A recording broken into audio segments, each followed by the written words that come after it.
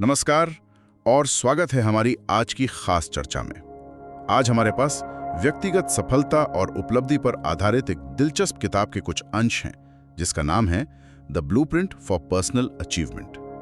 तो हमारा मिशन साफ है, इस ब्लूप्रिंट के पन्नों से उन सिद्धांतों को निकालना और समझना जो किसी को भी अपने लक्ष्य हासिल करने में मदद कर सकते हैं। ये सिर्फ किताबी बातें न लगें, इसलिए हम इनकी गहराई में जाकर देखेंगे कि ये असल जिंदगी में कैसे काम करते हैं। तो चलिए इस बनावट की पहली ईंट से शुरू करते हैं। इस किताब का जो सबसे पहला और जरूरी विचार है वो है अपने जीवन की 100% जिम्मेदारी लेना, यानी अपने नतीजों के लिए किसी और को या हालात को दोष देना बंद करना। सुनने में ये काफी सीधा लगता है, लेकिन क्या ये हमेशा इतना आसान होता है? कई बार तो चीजें सच में हमारे काबू से बाहर होती हैं।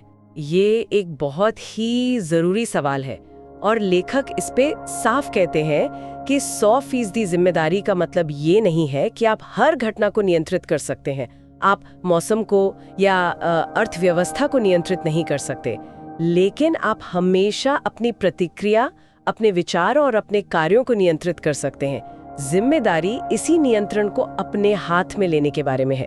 जब तक कोई व्यक्ति अपनी असफलताओं के लिए बॉस को, परिवार को या किस्मत को दोष देता रहता है, तब तक वो शक्ति दूसरों के हाथों में दे देता है।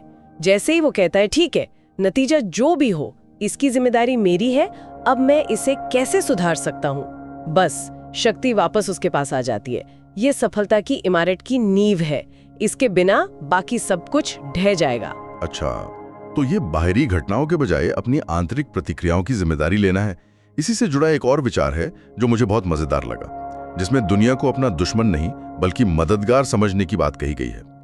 किताब में इसे एक नाम दिया गया है, इनवर्स पैरानॉइड बनना। बिल्कुल, एक पैरानॉइड इंसान को लगता है कि हर कोई उसके खिलाफ साजिश कर रहा है, लेकिन एक इनवर्स पैरानॉइड ये मानकर चलता है कि ब्रह्मांड और लोग उसकी मदद करने के लिए तैयार हैं। और ये सिर्फ एक सकारात्मक सोच नहीं है, इसके पीछे एक गहरा मनोविज्ञान है। जब आप ये मानने लगते हैं कि लोग आपकी मदद करना चाहते हैं, तो आपका व्यवहार बदल जाता है।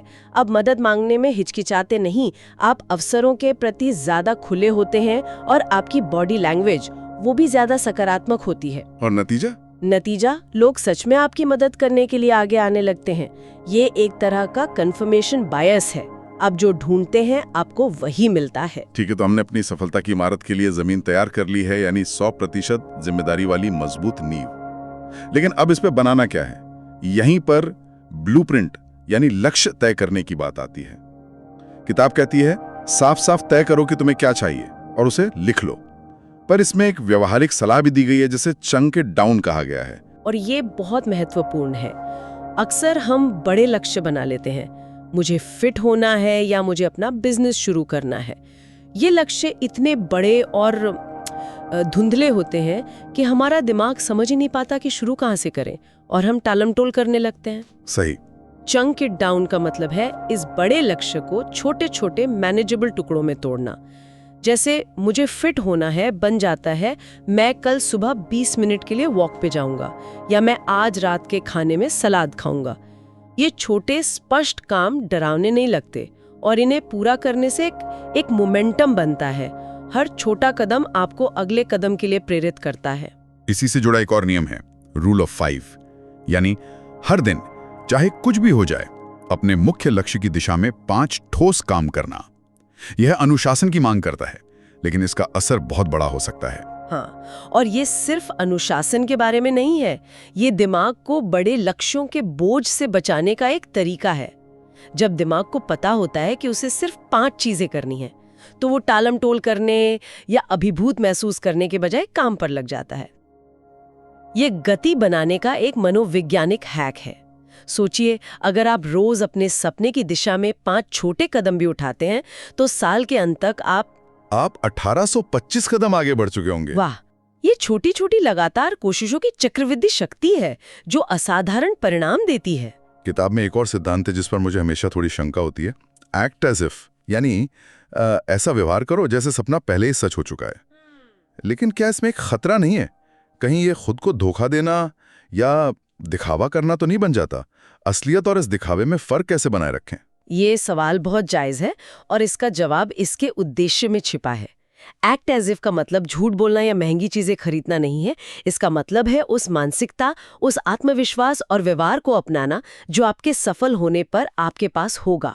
जैसे कि उदाहरण के लिए, अगर आप एक सफल स्पीकर बनना चाहते हैं तो आप आज से ही सीधे खड़े होकर, आंखों में आंखें डालकर और आत्मविश्वास से बात करना शुरू कर सकते हैं। ऐसा करने से दो चीजें होती हैं। पहला, ये आपके अवचेतन मन को ये विश्वास दिलाता है कि आप उस लक्ष्य के योग्य हैं, और दूसरा, आत्मविश्वास बढ़ाता है। बिल्कुल, ये आपके आत्मविश्वास को तुरंत बढ़ाता है, जिससे आपका प्रदर्शन बेहतर होता है। ये आपके दिमाग को सफलता के लिए रीवायर करने जैसा है, उसे भविष्य की वास्तविकता के लिए तैयार करना। तो अगर कोई व्यक्ति अपने लक्ष्य की तरफ एक्ट एज इफ की मानसिकता से बढ़ भी रहा है, तो भी रास्ते में दीवारें तो आएंगी ही, डर की, असफलता की और लोगों के ना कहने की। स्रोत इन बाधाओं से निपटने के बारे में क्या कहता है? हाँ, और यही वो पड़ाव है जहाँ ज्यादातर लोग हार मान लेते हैं।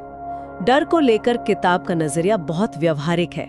ये नहीं कहती कि डरो मत, ये कहती है डर को महसूस करो और फिर भी वो काम करो। कहना आसान है। बिल्कुल, पर साहस डर की अनुपस्थिति नहीं है, बल्कि डर के बावजूद कदम उठाने का नाम है। इसमें एक तकनीक दी गई है, लीन इनटू द फियर, यानी डर से भागने के बजाय उसकी तरफ थोड़ा सा झुकें। अगर आपको किसी को कॉल करने से डर लग रहा है तो सिर्फ फोन उठाकर नंबर डायल करें। बस पहला छोटा कदम उठाएं। एक्शन डर को कम करता है, जबकि निष्क्रियता उसे और बड़ा बनाती है। और अस्वीकृति या रिजेक्शन का क्या? ये किसी के भी हौसले को तोड़ सकता है। बिल्कुल। किताब में एक बहुत शक्तिशाली वाक्य है, रिजेक्ट द रिजेक्शन, यानी अस्वीकृति को ही अस्वीकार कर दो। इसका क्या मतलब है?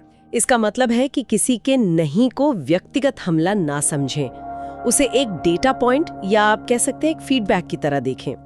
मान लीजिए किसी सेल्स पर्सन को कोई क्लाइंट नहीं कहता है, वो ये सोचकर हार नहीं मानता कि मैं एक बुरा सेल्स पर्सन हूँ, बल्कि वो सोचता है शायद मैंने अपने प्रोडक्ट का फायदा ठीक से नहीं समझाया, या शायद ये क्लाइंट के लिए सही समय नहीं है।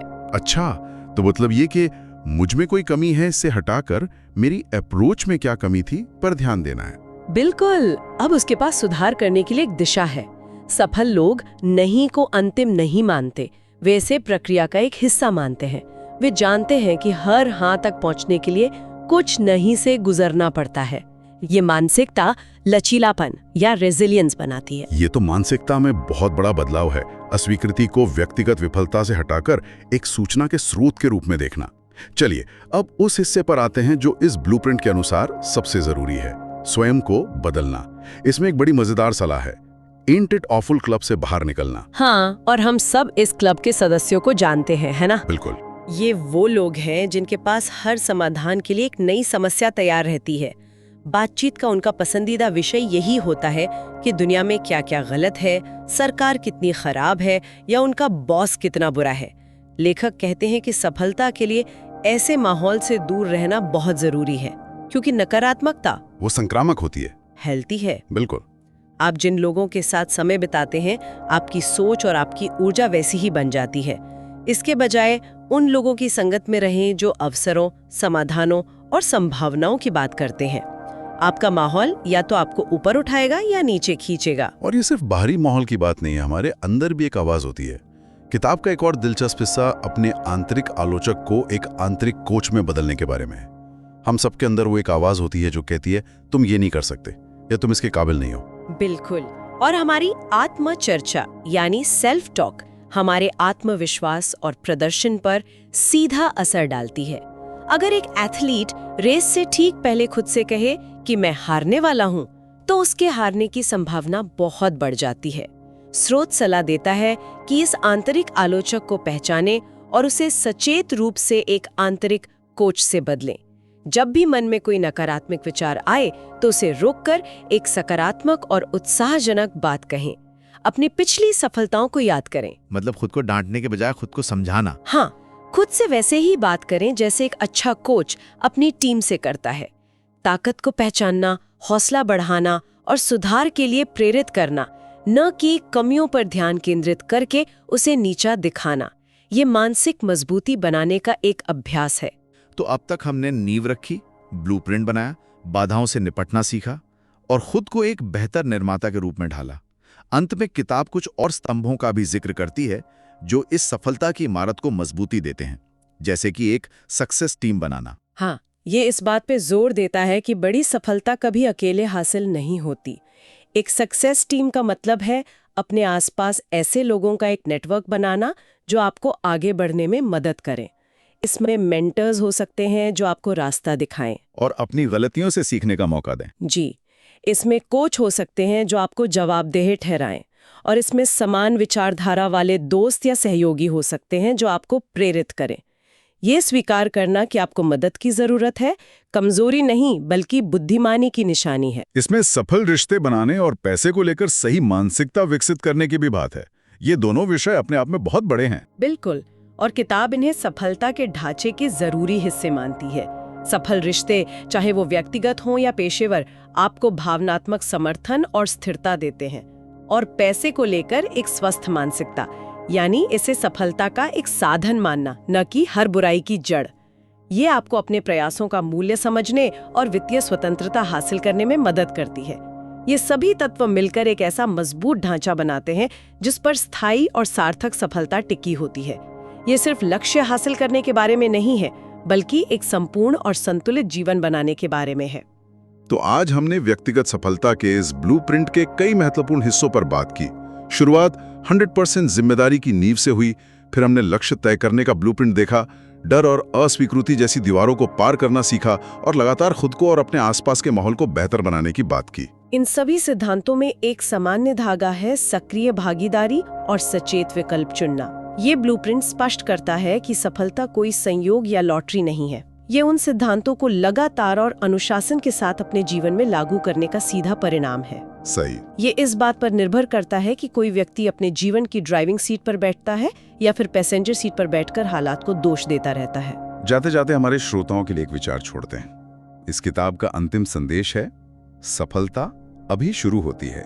किसी सही समय या सही परिस्थितियों का इंतजार करने की जरूरत नहीं है। तो सोचिए, अगर आज चर्चा किए गए इन सभी सिद्धांतों में से सिर्फ कोई भी एक सिद्धांत आज से ही पूरी तरह से अपनाया जाए, तो आने वाले एक साल में, अगले 365 दिनों में क्या और कितना कुछ बदल सकता है। सिर्फ एक सिद्धांत को पूरी तरह से जीने का क्या प्रभाव हो सकता है।